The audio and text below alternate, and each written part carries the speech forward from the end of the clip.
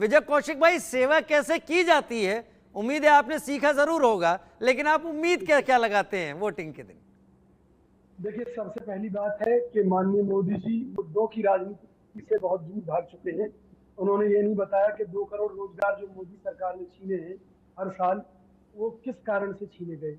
उन्होंने ये नहीं बताया कि जो महंगाई चरम पर है, टैक्सों की मार चरम पर है, जिनका जवाब निर्मला सीतारमण के पास भी नहीं है, उसके क्या कारण रहे हैं कि जो देश की सारी संपत्ति है उस पर अधिकांश संपत्ति पर कब्जा 1% लोगों का हो गया है। देश की अधिकांश कमाई पर कब्जा 1% लोगों का हो गया है।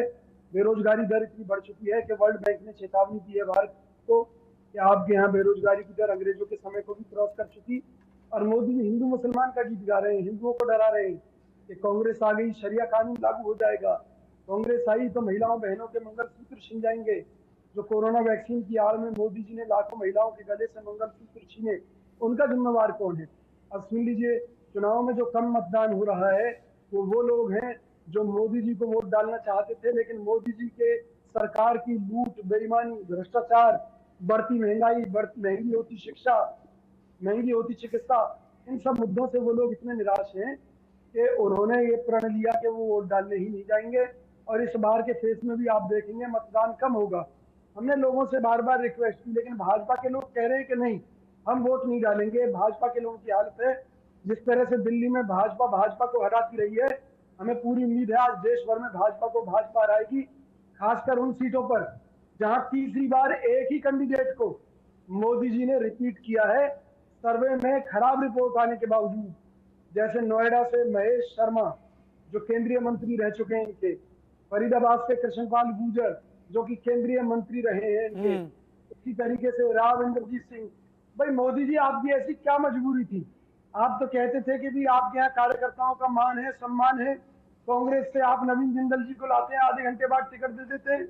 तो भैया कौन सी ऐसी आपके यहाँ धुलाई की मशीन हो गई कि जिनको भ्रष्ट, बेईमान और तमाम तरह की उपाधियां देते थे, आज उनको कांग्रेस से बीजेपी में लाकर आपने टिकटें बांट दी। भाजपा का कार्यकर्ता दरी बिछा रहा है, 15 साल से एक ही बंदे की जी हजूरी करने में व्यस्त है। तो भाजपा के लोग भी चाहते हैं कि ऐसे लोग हारें जो जिन्हें 10 साल पिछले मौका मिल चुका है, और तीसरी बार भी मोदी जी ने अपने नाम पर कि भाई तुम इन्हें मत देखो मुझे देखो। भाई क्यों देखें आपको? ये जो लोकल सांसद जो चुना जाता है, किस लिए चुना जाता है? क्या लूट मचाने के लिए?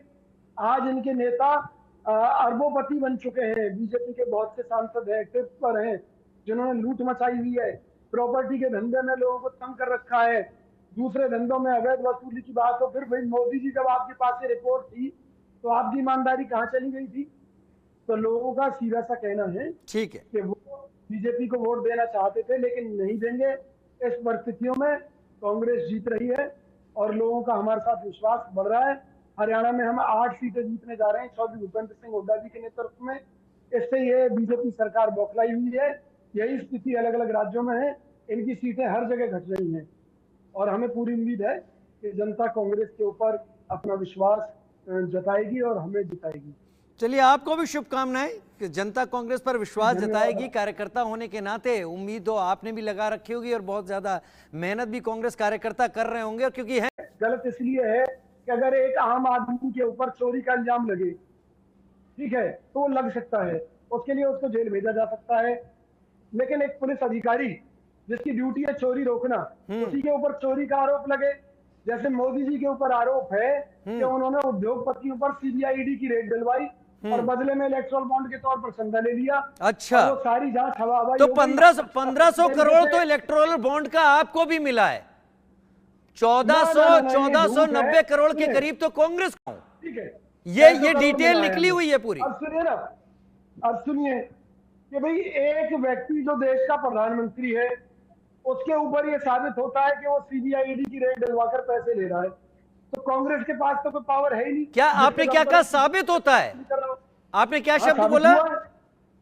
मोदी जी के खिलाफ ये साबित हुआ है क्या कि उन्होंने सीबीआई ईडी का इस्तेमाल करके चंदा वसूला बीजेपी के लिए जी। उन्होंने टॉरेंस ग्रुप की कंपनी के ये आपका स्टेटमेंट होगा मेरे सामने, मुझे साबित होता आज तक कहीं नहीं दिख सकता। ये चीजें वोटर के दिमाग में रहेंगी जब वो वोट कर रहा होगा। देखिए, हमारे शास्त्रों में लिखा है कि भगवान के लिए लिखा है कि ले लो अपनी कंठी माला, भूखे पेट भजन ना होए गोपाला। तो जब लोगों के पेट की आग बढ़ जाती है तो लोग भगवान को भी नमस्ते कर देते हैं। भाई राम मंदिर के लिए 5 एकड़ जमीन किसने एक्वायर की? कांग्रेस ने की। रामलला के दर्शन की व्यवस्था किसने की? कांग्रेस ने की। ठीक है, हम राम मंदिर नहीं बनवा पाए, बीजेपी ने बनवा दिया, लेकिन हमने रोजगार दिया। मोदी जी के राज में तो 40 करोड़ लोगों ने रोजगार ढूंढना ही बंद कर दिया। 81 करोड़ लोग इतने गरीब हो गए कि 5 किलो गेहूं पर जिंदा हैं। तो अब लोग ये कह रहे हैं कि भाई राम मंदिर बनवा लेकिन दिया इस हमने, सरकार का तो ये कहना है 25 करोड़ लोग गरीबी रेखा से निकाल दिए। वो फर्जी आंकड़े हैं, वो फर्जी आंकड़े हैं मोदी सरकार के। राजीव जी, मैं जवाब देना चाहूंगा। नहीं, मैं आऊंगा, पहले उन्हें बोलने दें, मैं आऊंगा। 140 करोड़ जनता है जिसमें 40 करोड़ बच्चे और बुजुर्ग हैं, उन्हें हम एक तरफ कर दें। 1 अरब जनता में अगर 81 करोड़ लोग 5 किलो गेहूं ले रहे हैं तो आप रोजगार की स्थिति देख लो ना। फिर वर्ल्ड बैंक क्या चेतावनी दे रहा है? यही तो कह रहा है कि अंग्रेजों के समय को भी क्रॉस कर गई बेरोजगारी दर, जबकि आप टैक्स कलेक्शन करके दावा कर रहे हैं कि हमारी 5 ट्रिलियन की अर्थव्यवस्था हो गई। निर्मला सीतारमण पर इस बात का जवाब नहीं था जब एक बिजनेसमैन ने पूछा कि हम तमाम टैक्स देकर जो बैंक में पैसा इकट्ठा करते हैं और जब कोई प्रॉपर्टी लेते हैं तो उसके ऊपर भी आप टैक्स ले रहे हो। भाई कितना लूटोगे, कितना खाओगे? जनता त्राही त्राही कर रही है।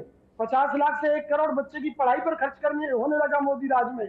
और जब नौकरी की बात आती है तो मोदी जी कहते हैं कि भैया पकौड़े तलो नाले की गैस से।